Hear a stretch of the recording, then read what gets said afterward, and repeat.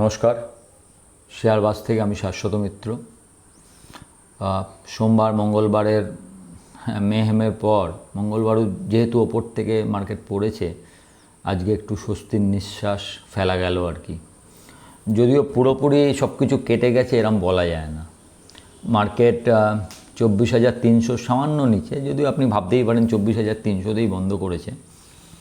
কিন্তু সাধারণত মার্কেটে যেরকমভাবে তৈরি হয়, যখন যে কোনো সময় নিচে পড়ে, বা যেটা শুধু আপনার মার্কেট তো নয়, এটা ওয়ার্ল্ড মার্কেটের একটা খারাপ হওয়ার জন্য পড়ছে। এখন যা যা পড়ছে সেই আগের কারণগুলো আগের দিন বলেছিলাম। এবং প্রথম দিনে যখন পড়ছিল তখন আমার টেলিগ্রাম চ্যানেলে আপনাদেরকে 4-5টা স্টকের একটা লিস্ট দিয়েছিলাম।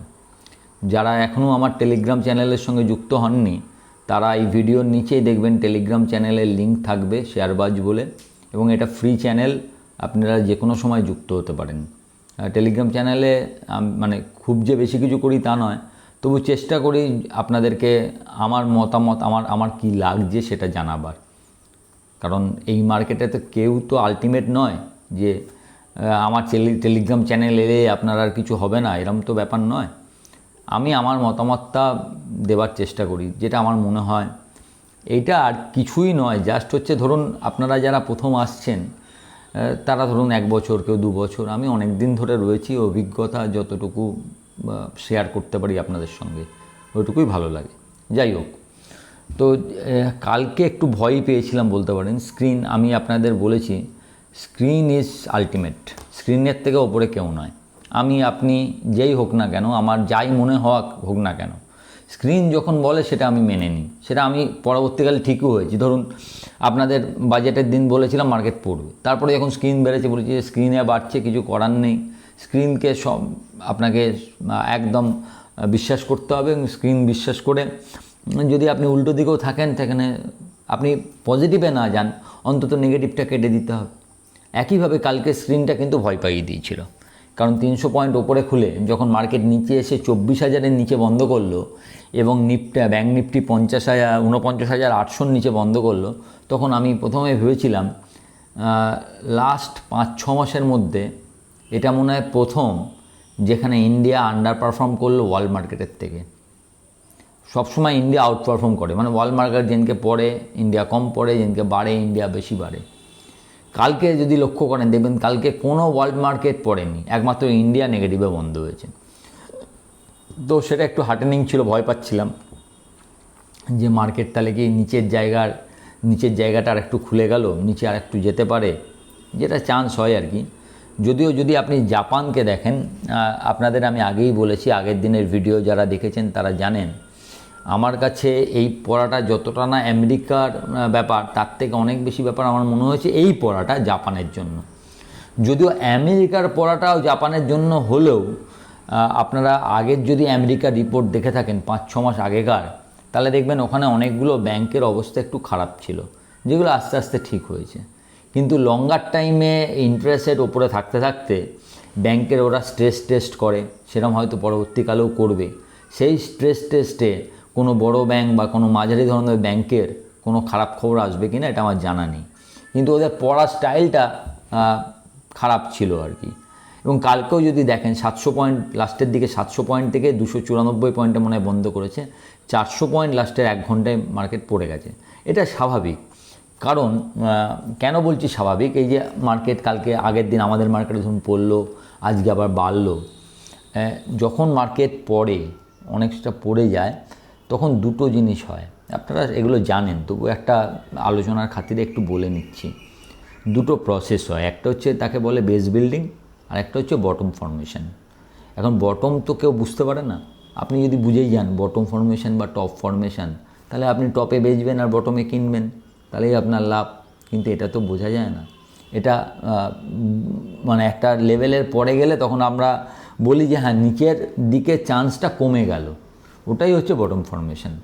সেরকমভাবে যতক্ষণ না 24,000 এবং বটম ফর্মেশনের আগে কি হয়, বেস বিল্ডিং হয়। বেস বিল্ডিং মানে কি, মানে এই মার্কেট মানে একটা জিনিস তো বোঝেন যে সবসময় দুটো আলাদা আলাদা মতামতের মধ্যে যুদ্ধ।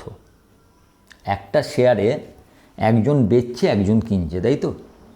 এ তো কোনো কোম্পানি বেচে না, শেয়ার বেচছে মানে আপনি বেচছেন, কিনছে মানে আমি কিনছি, আমার আর আপনার মধ্যে। তাহলে আপনি বেচছেন কেন? আপনি কি ওপরে পয়সা চান না যে আরও বেশি বাড়ুক? আপনি পয়সা চান না, আপনি ভাবছেন এখান থেকে পড়ে যাবে। আর আমি কিনছি কেন? আমি তো নিচে কিনলে আর একটু বেশি লাভ পেতে পারি, তাহলে আমি এখানে কিনছি কেন? আমি ভাবছি এখান থেকে শেয়ারটা বাড়বে, আর আপনি ভাবছেন এখান থেকেই পড়বে। মানে সবসময় দুটো আলাদা মতামত মার্কেটে চলছে, যে কোনো লেভেলে। কেউ ভাবছে এটা বাড়বে, কেউ ভাবছে কমবে, তবেই তো মার্কেটে শেয়ারটা কেনা বেচা হচ্ছে। একইভাবে যখন মার্কেট দেখলেন এত বড় পড়ে গেল, তখন একটা মত, মানে যার একটা কিছু লোক, তারা ভাবছে ইন্ডিয়ান মার্কেট এত শক্তিশালী, এত ভালো, এখানে কিনলে আমরা পয়সা পাবো, এখান থেকে কেনা আরম্ভ করে দেওয়া উচিত। আবার আরেকটা মত ভাবছে কেনা, এই সবে তো পড়া শুরু, ভ্যালুয়েশনগুলো দেখছো কত ওপরে, অনেক পড়বে, এটা হয়তো 22,000 যেতে পারে। আর ওরা ভাবছে 24,000, এতটাই ভাবিনি, 24,000 এসছে, এটা একটা বিশাল সুযোগ। তো যেই মার্কেট একটু ওপরে উঠবে, যে মতটা ভাবছে আরও পড়ে যাবে, তারা বেচবে, বেচার সঙ্গে সঙ্গে কিছুটা নিচে আসবে। আবার আপনি যে মতটা ভাবছে এখান থেকে কিনলেই পয়সা পাবো, তারা কিনবে।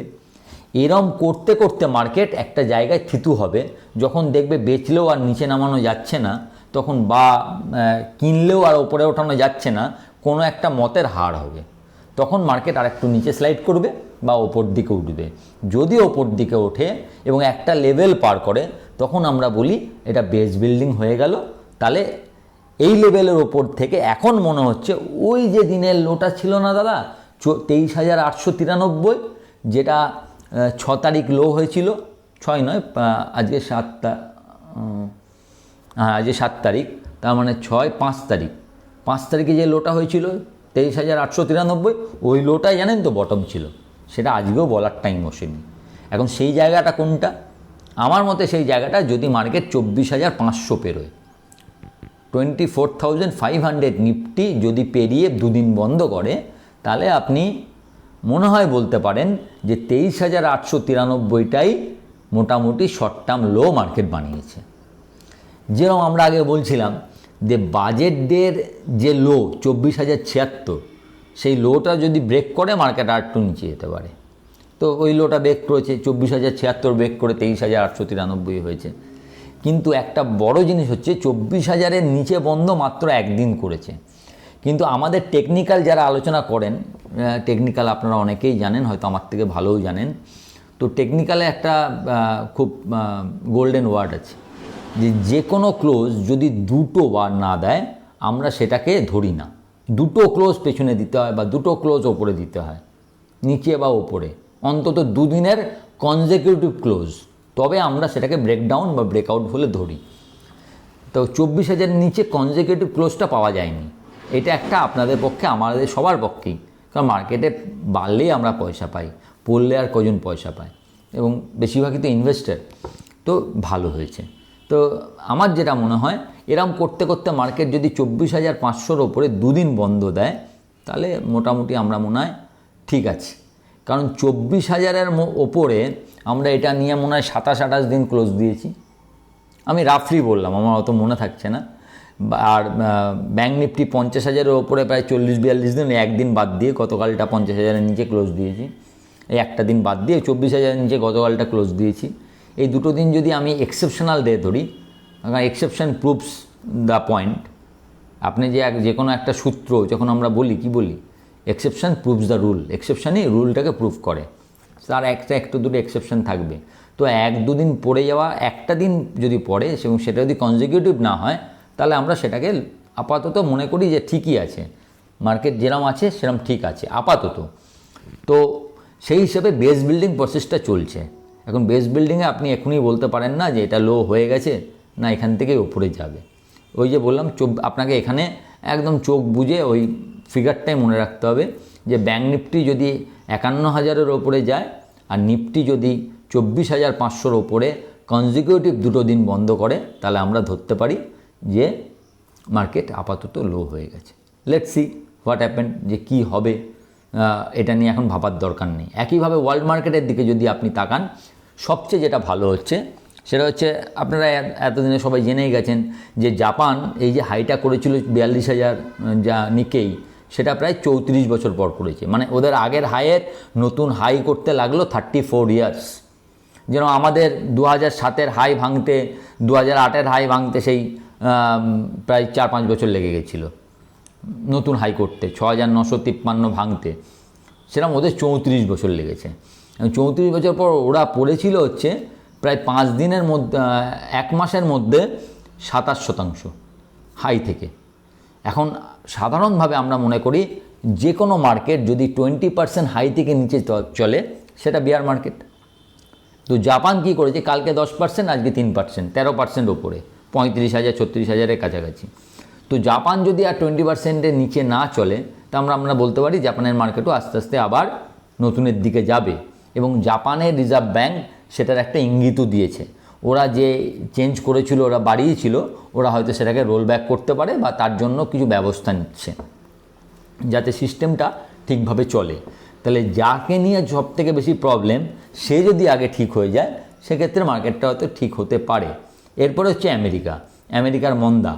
এখন আমেরিকা মন্দা মাপার যেগুলো বলে, আমেরিকা সাধারণত মন্দাকে এইভাবে ওদের হিসাবে লিখিতভাবে ওরা মানে বুকিশলি ওরা মানে মন্দা যে অন্তত 2টো কোয়ার্টার যদি নেগেটিভ রিটার্ন আসে জিডিপির, তবে সেটা মন্দা।